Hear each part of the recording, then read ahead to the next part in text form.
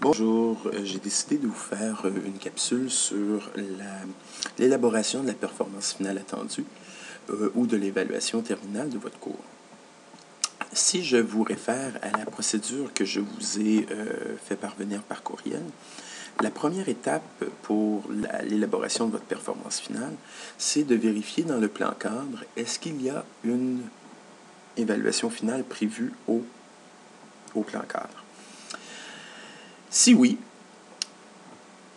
il y a 3 questions qu'il faut se poser.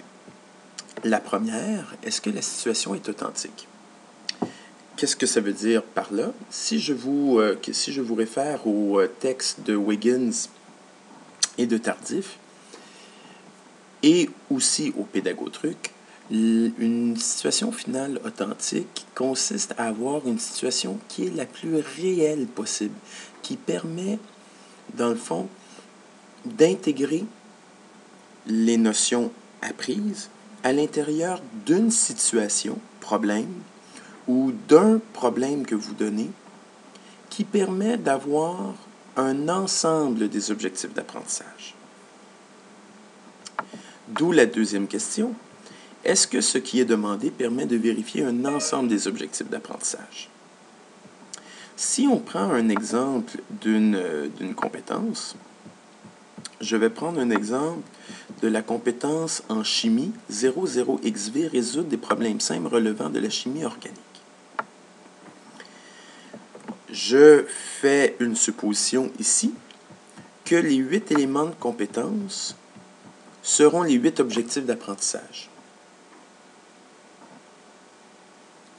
Ainsi, une évaluation finale qui serait possible serait de pouvoir faire une ou deux questions sur le premier élément de compétence.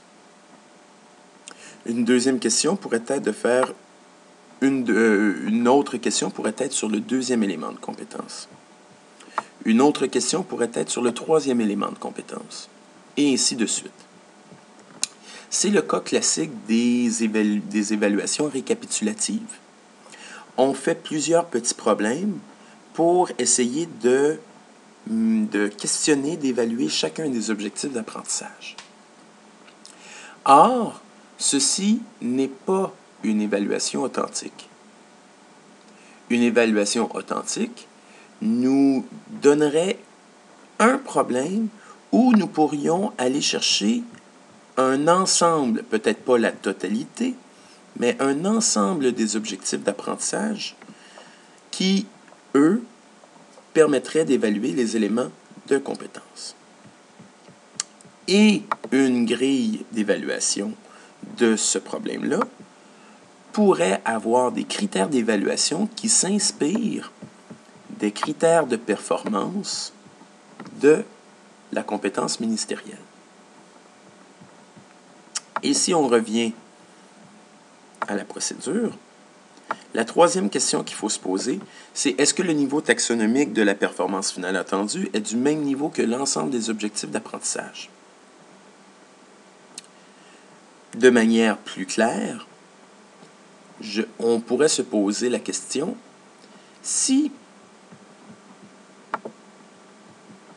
je vais revenir à la compétence, si la compétence ministérielle est de niveau application, ici, résoudre des problèmes simples relevant de la chimie organique. Cet énoncé de compétence est de niveau application. Si dans votre évaluation terminale, vous posez des questions du type « Qu'est-ce qu'un réactif? Qu'est-ce qu'une isométrie géométrique? » Ces deux questions sont de niveau connaissance. Donc, pas du même niveau que l'énoncé de compétence, le verbe résoudre, qui lui est de niveau application.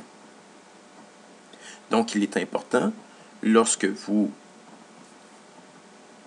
concevez votre évaluation finale, donc votre situation problème, si vous réussissez à en faire une situation authentique, de s'assurer, il est important pour vous de s'assurer que le niveau taxonomique soit du même niveau, donc pas en dessous, ni au-dessus de qu'est-ce qui est recommandé par l'énoncé de compétences.